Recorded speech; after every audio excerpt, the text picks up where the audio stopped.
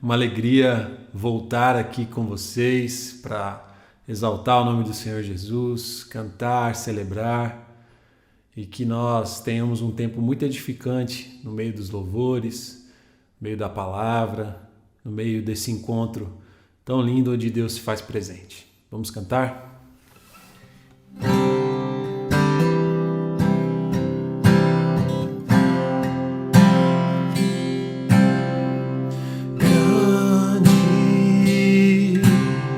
É o Senhor e muito digno de louvor. Na cidade do nosso Deus, seu santo monte, a alegria de toda a terra.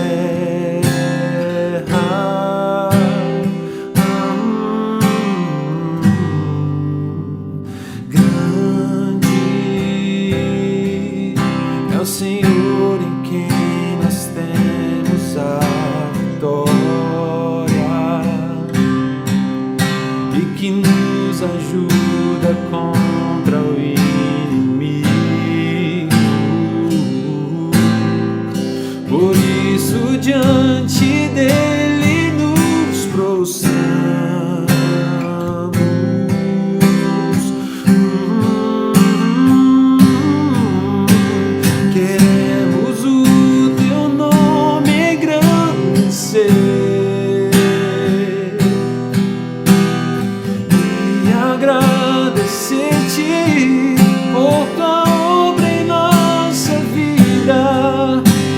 Confiamos em teu infinito amor, pois só tu és o Deus eterno sobre toda a terra e céu. Mais uma vez.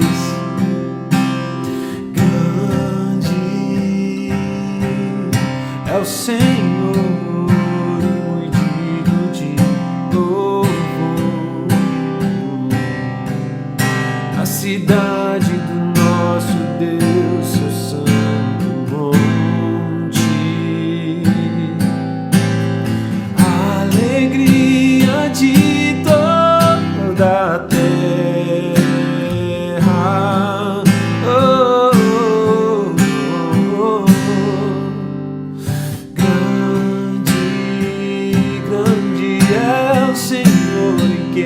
Nós temos a vitória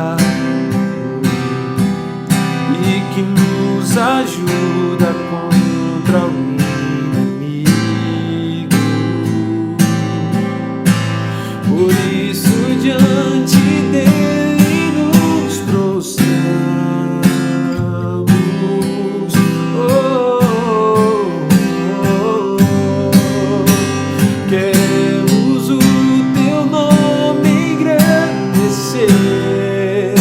Engrandecer e agradecer-te por tua obra em nossa vida. Confiamos em teu infinito amor, pois só tu és o Deus eterno sobre toda a terra e céu.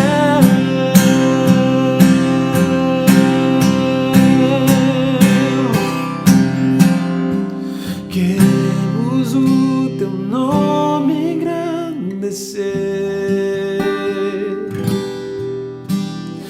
e agradecer-te por tua obra em nossa vida. Confiamos em teu infinito amor, pois só tu és o Deus eterno sobre toda a terra e céu.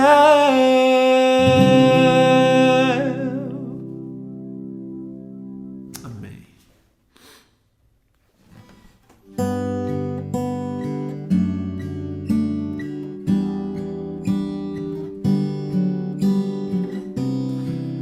creio no Deus soberano,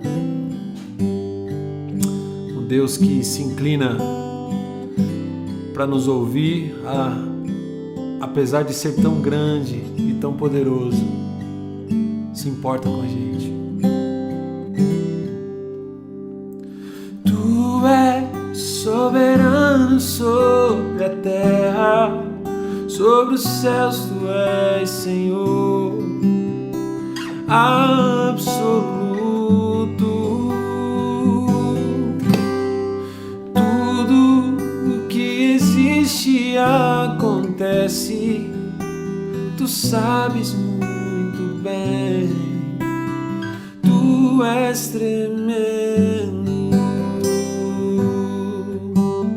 e apesar dessa glória que tens, tu te importas comigo também. Oh, e esse amor tão grande eleva-me, amar-me a ti. Tu és tremendo.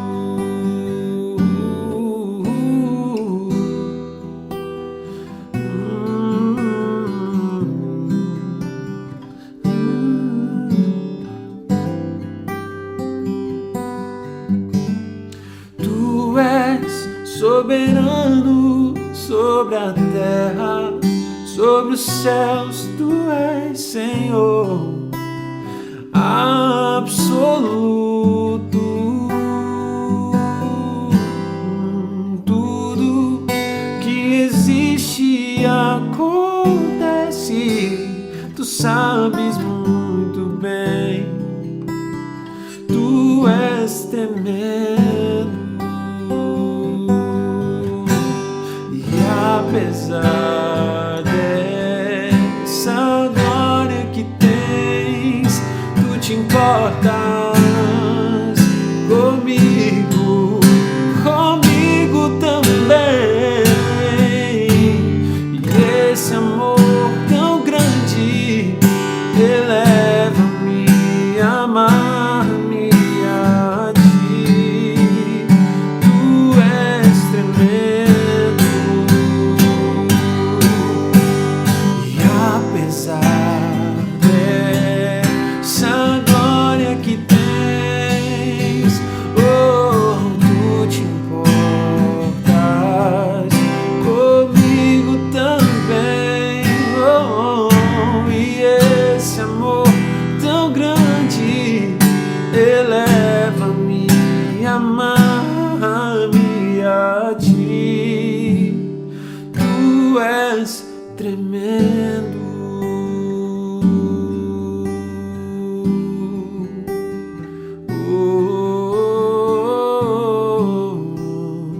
Tu és tremendo.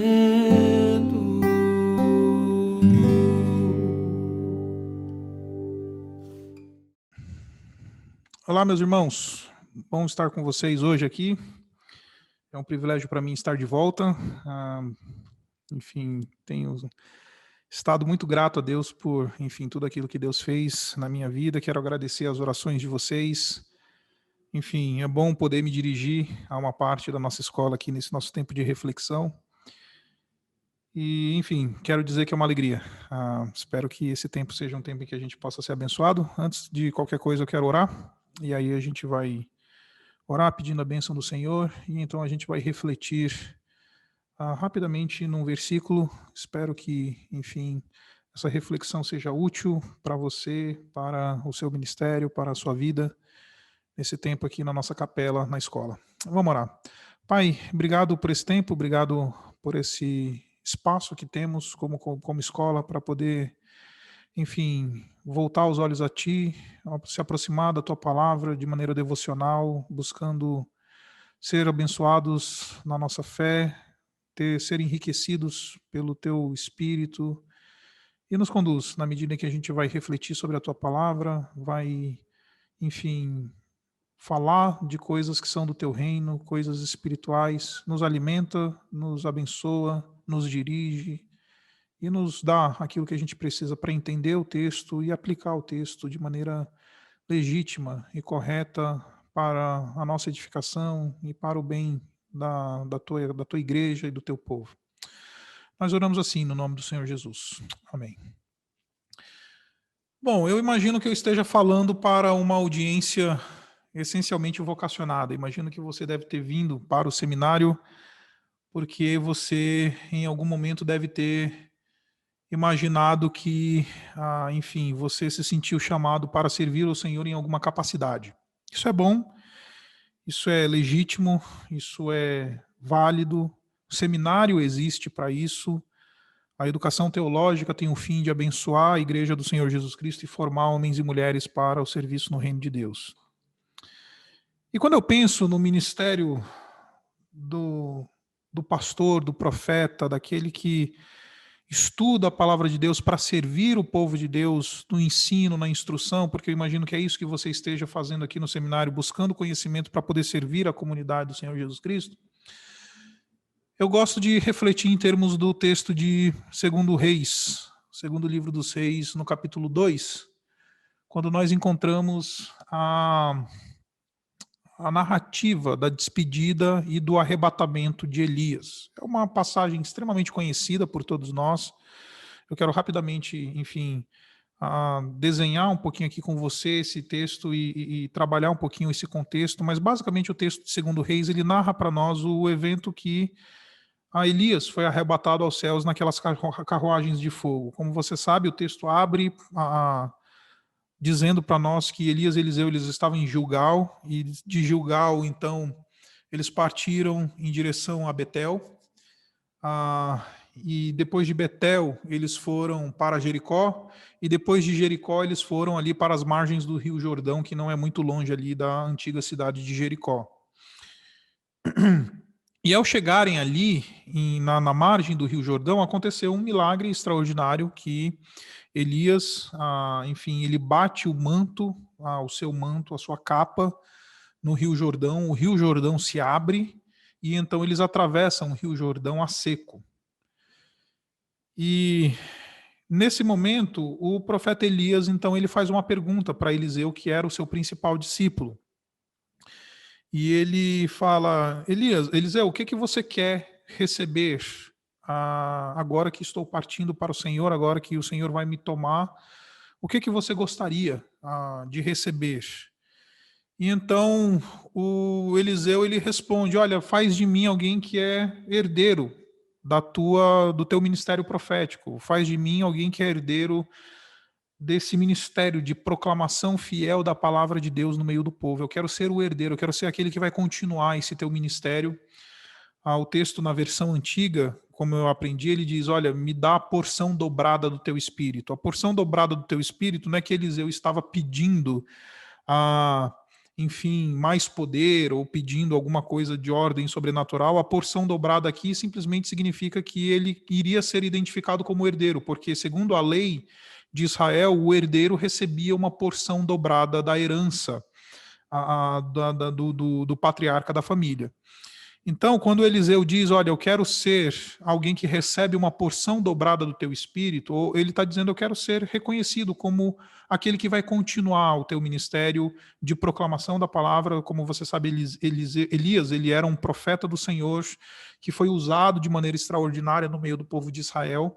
E Eliseu ali está naquele momento de despedida. Essa é uma cena de bastante drama, porque é um momento de despedida, está todo mundo dizendo, olha, Eliseu, hoje o Senhor vai tomar o teu grande mestre, vai tomar a tua referência, vai tomar, enfim, de ti o Elias vai ser arrebatado. Então eles saem de Gilgal, eles chegam em Betel, os discípulos avisam Eliseu, hoje o Elias vai embora. Aí eles saem de Betel, vão para Jericó. Lá em Jericó o pessoal chega para o Eliseu e fala, Eliseu, hoje o Elias vai embora.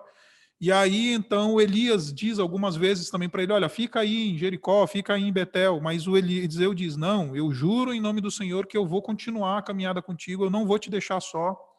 E então o Eliseu, ele testemunha esse momento em que então o Senhor arrebata o Elias aos céus, nessa figura majestosa de ser arrebatado em cavalos de fogo, como a gente encontra no texto.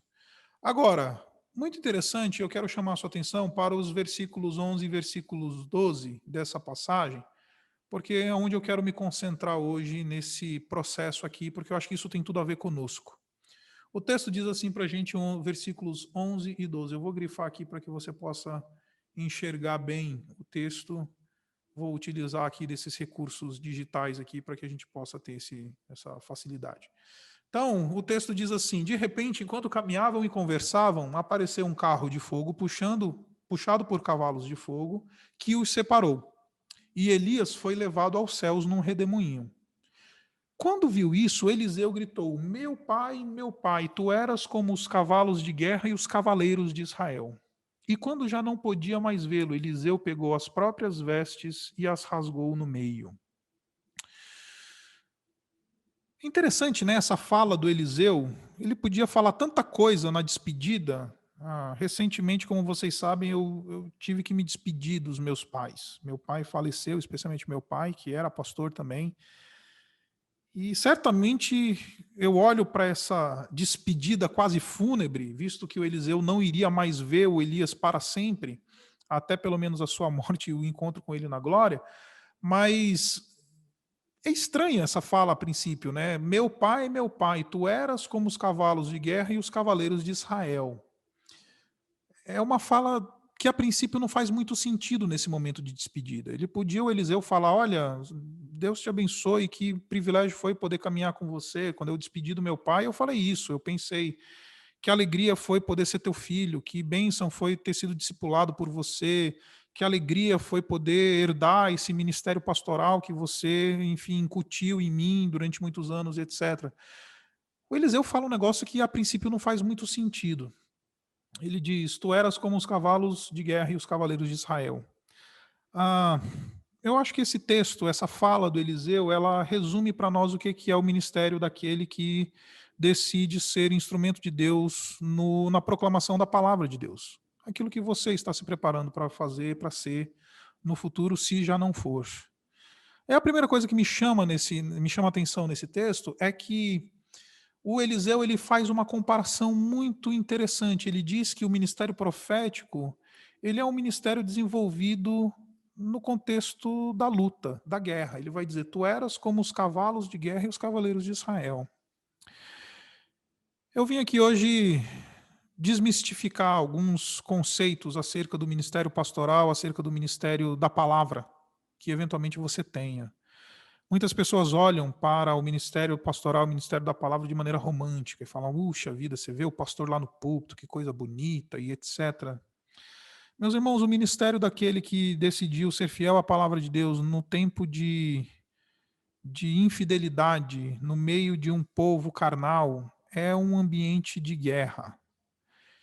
Quando Eliseu diz: tu eras como os cavalos de guerra e os cavaleiros de Israel, ele está dizendo: ser profeta no meio de um povo que não quer reconhecer a soberania de Deus significa estar num ambiente de guerra, significa ser alguém que vai enfrentar oposição, significa ser alguém que vai enfrentar luta. Não é romance, é guerra, é luta, não é ser unanimidade. Eu vejo muitos dos nossos seminaristas, às vezes, conversando entre si nos corredores, eles falam: puxa vida, eu quero ser uma pessoa que as igrejas vão reconhecer, a igreja vai reconhecer, a minha igreja vai reconhecer, etc. Isso é uma utopia, meus irmãos. Isso é uma coisa que a gente não baseia a nossa preparação e o nosso ministério futuro, ou o ministério que nós temos nessas coisas. Porque Eliseu está dizendo uma coisa muito clara para nós, está dizendo que aquele que deseja servir no meio do povo de Deus, instruindo e falando a palavra de Deus, este daí está se preparando para a guerra. O contexto aqui do período dos reis, como você sabe, é um contexto terrível. Nós estamos falando do período dividido. Depois de Roboão e Jeroboão, a nação de Israel se dividiu. E então o povo se entregou, especialmente o reino do norte, também o reino do sul, salvo alguns reinados positivos que tiveram ali naquele período. A nação de Israel como um todo se entregou à depravação, à idolatria, se esqueceu do Senhor, se voltou contra o Senhor, passou a adorar ídolos e etc e tal. Então Deus levanta no meio desse povo pagão, já carnal, que de boca falava que era o povo de Deus, mas na prática de vida vivia como se Deus não existisse, como se Deus não tivesse nenhuma relação com o dia a dia. Ser profeta no meio desse povo é angústia, é guerra, é algo que precisa ser encarado como algo que é difícil e não de maneira romântica, como muitas pessoas elas veem hoje em dia. Então a primeira coisa que eu queria dizer para vocês é: se você tem se o Espírito o chamou, se o Senhor o vocacionou para servir a palavra e servir o povo de Deus com a palavra, lembre-se que você está indo para a guerra. Não espere tapinhas nas costas, não espere, enfim, louros de glória, ser uma unanimidade, porque isso não é aquilo que a palavra de Deus nos promete. Ser a voz de Deus no meio de um povo que está andando longe de Deus significa enfrentar oposição e angústia e dificuldade, enfrentar a angústia da morte, literalmente. Tu eras como os cavalos de guerra e os cavaleiros de Israel. Não tenha uma visão romântica do ministério. É muito gratificante e realizador servir ao Senhor no ministério da palavra, mas no patamar humano, debaixo do sol, emprestando a metáfora do eclesiástico, é guerra. Ser um pastor de uma igreja carnal, sendo um homem de Deus, é duro. Ser uma pessoa comprometida com a Escritura, em dias em que o pessoal está dizendo por aí que a Escritura já não vale mais nada, falar que pecado é pecado num ambiente de carnalidade, falar que adultério é adultério, falar que homossexualidade é pecado hoje em dia, é algo que vai simplesmente, enfim, produzir inimigos. Por isso que Eliseu ele reconhece esse aspecto de guerra, esse aspecto bélico do ministério profético, aquele que quer proclamar a palavra de Deus no meio de um povo pagão, no meio de um povo que não honra o Senhor.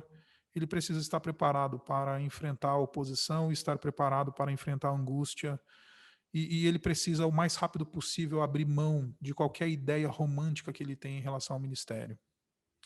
Agora, ao mesmo tempo que é uma guerra, ao mesmo tempo que é algo difícil e duro, é interessante que o Eliseu, ele descreve Elias como um pai. Ao mesmo tempo que Elias, ele é descrito como um homem de guerra, um homem, você conhece a biografia do Elias? Elias era um homem valente, um homem que chama 850 falsos profetas para um embate ali no Monte Carmelo. Ele era um homem firme, ele era um homem de fibra, ele era um homem que, embora tenha fraquejado em alguns momentos, tenha passado por momentos de depressão, ele era um homem muito forte, um homem que era de fato usado por Deus, inclusive nesse seu caráter, da sua personalidade, de ser assertivo, de ser incisivo, de ir adiante, de não negociar a verdade e tudo mais. Mas ao mesmo tempo que ele tinha esse caráter de força, é interessante que o Eliseu ainda assim o vê como um pai. Ele diz, meu pai, meu pai. Porque ser pastor, meus irmãos, ser alguém que é comprometido com o ensino da palavra, com a proclamação da palavra de Deus no meio do povo de Deus, também precisa ter esse aspecto. E eu queria dar uma ilustração para você entender isso. O meu avô, seu Abraão Sixu, ele era um homem cujo hobby era mexer com madeira.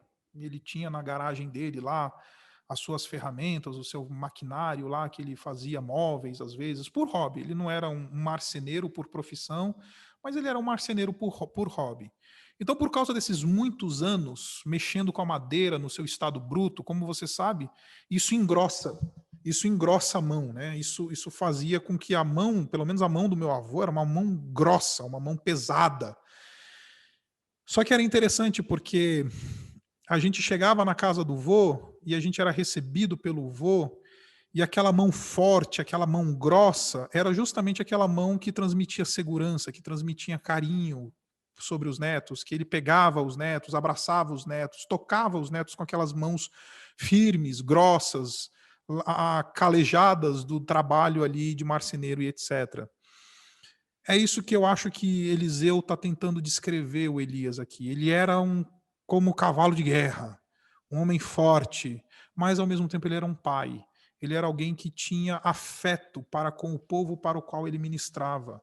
Ele era um homem doce enquanto firme. Isso é uma coisa muito, muito importante e preciosa que o líder cristão ele aprenda. A gente não, pelo fato de nós sermos servos da palavra, nós vamos lidar com a verdade. Você vai aprender teologia, você vai aprender doutrinas, você vai aprender aqui no seminário uma série de verdades bíblicas que vão te fazer, de fato, alguém que pode usar essas verdades de maneira muito ruim no meio do povo de Deus, se essas verdades não forem comunicadas em amor com um espírito paterno, com um espírito de alguém que também quer abençoar e afagar a ovelha. Eu lembro de uma vez que, a primeira vez que fui pregar na minha igreja, quando meu pai era pastor, eu era um seminarista da igreja, e aí eu estudei num seminário interno, e fiquei numa quarentena lá no primeiro ano, e meu pai virou para mim e falou assim: olha, assim que você voltar do seminário, você vai pregar na igreja, mas eu quero dizer uma coisa para você. Você não tem liberdade para pregar exortativamente na minha igreja. Aquilo me assustou, meu pai falou isso para mim. E eu falei: ué, mas por quê, pai? Tá com medo de alguém falar contra o pecado na tua igreja? Qual é que é? Tá relativizando a Bíblia agora e tudo mais? Aí meu pai virou para mim e falou assim, depois de 30 anos de ministério, ele falou para mim: não, meu filho, não é por causa disso, é porque você ainda não chorou por essa igreja? Você ainda não passou uma madrugada que seja chorando por essa igreja, chorando por esse povo, clamando a Deus, amando esse povo em oração? Então, se você ainda não teve condições de chorar e dedicar os teus afetos a esse povo, você não tem liberdade para bater neles. Porque se você bater, ainda que você tenha aprendido um monte de coisa lá no seminário, e você vier cheio da verdade, sem esse cuidado de amar esse povo, você vai derramar sangue de graça.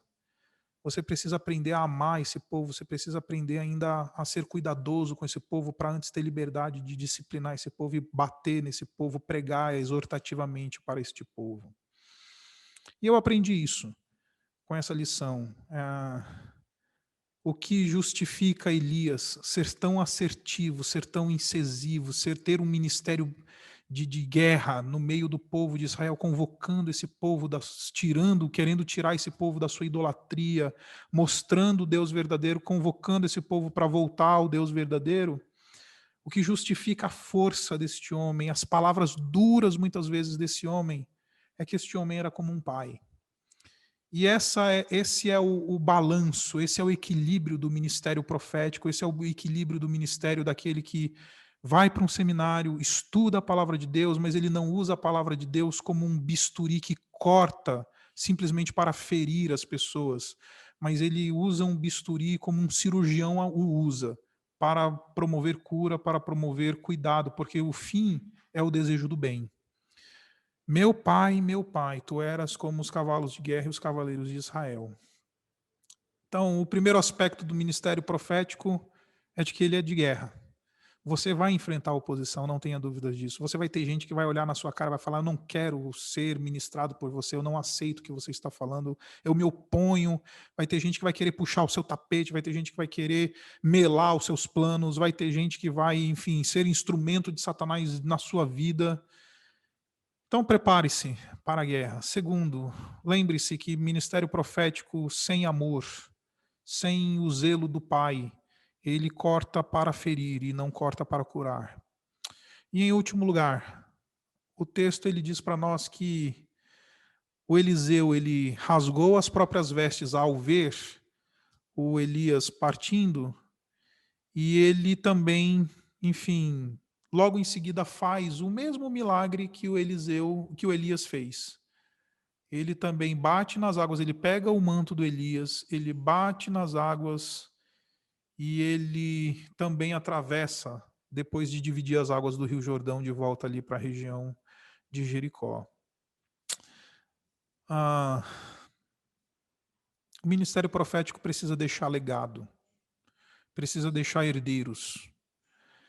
A sua tentação, a minha tentação, vai ser de querer construir um império e falar: olha como é bonito o meu império, e, e eventualmente não investir na próxima geração, eventualmente não querer se desgastar e não querer ter uns sucessores bem-sucedidos. Eu vim dizer para você que o ministério profético ele só é bem-sucedido quando esse ministério quando eu e você somos sucedidos por sucessores bem-sucedidos. Ah, Elias, ele prova o seu sucesso ministerial não porque ele foi arrebatado num cavalo de fogo, num redemoinho aos céus. Ele prova o seu ministério, ele prova o seu sucesso ministerial porque ele deixou alguém para continuar o legado que ele deixou, para continuar o ministério que ele começou.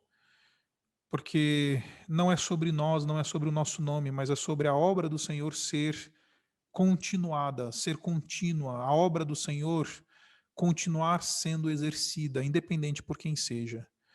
Então, nós nos preparamos no ministério pastoral, no ministério do ensino, no ministério do serviço cristão, para nos tornar inúteis, para que outra pessoa venha e tome o nosso bastão, tome o nosso manto e continue. Porque não é sobre o nosso nome, não é sobre ser arrebatado com um cavalo de fogo no redemoinho e carruagens de fogo. É sobre deixar o Eliseu e falar: Eliseu, agora vai, toma. É isso que nós, professores, queremos fazer com vocês. Queremos ver vocês, enfim, tomando o bastão da minha geração, da geração daqueles que vêm antes de nós, e conduzindo e entregando isso a outros. É por isso que o apóstolo Paulo, lá em 2 Timóteo, no capítulo 2, versículo 2, ele vai dizer: olha, Timóteo, aquilo que eu instruí você, ensina a outros homens que sejam capazes de ensinar a outras pessoas. Porque é sobre legado. Ministério profético é um ambiente, ele se processa no ambiente da guerra, ele precisa ser dosado pelo amor do pai, pelo afeto paterno, mas ele também precisa estar preocupado com o legado. Então, nós não fazemos as coisas para simplesmente fazer um nome, para construir uma reputação, para ter uma igreja grande, para pregar para multidões, para falar nos principais congressos. A gente serve para se tornar inútil, porque na medida em que nós somos retirados, a coisa anda. Eu quero terminar contando uma história para vocês de alguém que passou por isso recentemente. Como vocês sabem, mês passado, mês retrasado, mês de março, eu estava no tubo. E 20 minutos antes de ser entubado, na verdade, o médico infectologista-chefe do Hospital 9 de Julho entrou na UTI onde eu estava e ele falou assim: Isaac, eu vou precisar entubar você, porque, enfim, você está mal, você está no máximo da oxigenação que a gente pode oferecer via catéter, e ainda assim a sua saturação está muito baixa. Então, se eu não entubar você, você não passa dessa noite nesse oxigênio, cara. Você está muito, muito mal. E, de fato, eu estava muito, muito mal. E eu lembro que eu simplesmente pedi 20 minutos do médico. Falei: então, ok, doutor, não tem problema. Se esse é o caminho, vamos encarar o caminho. E pedi 20 minutos do médico para poder mandar e-mails, falar com algumas pessoas. Liguei para algumas pessoas para literalmente morrer, estar me preparando para a morte. Eu não sei se vocês sabem, mas eu também perdi meus pais para o Covid dentro do tubo. Então, quando chegou a notícia para mim de que, enfim, eu ia ser entubado, para mim aquilo foi uma sentença de morte. Então, eu já estava me preparando para morrer. Em alguma medida, esse sentimento difícil de falar: puxa vida, eu acho que eu vou morrer, eu acho que não vou sair desse tubo que eu estou entrando agora.